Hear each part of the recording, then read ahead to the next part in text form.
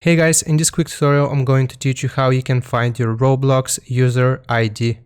So first off, go to roblox.com and just log in to your account.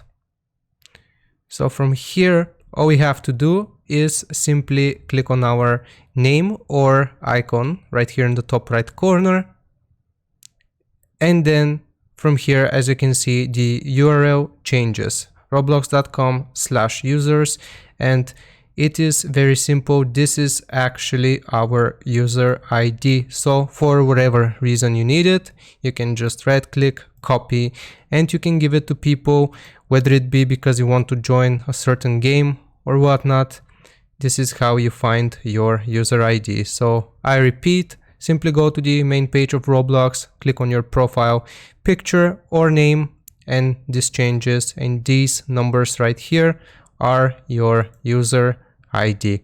Thank you for watching. Leave a like and subscribe if it helped you out. I will see you next time. Goodbye.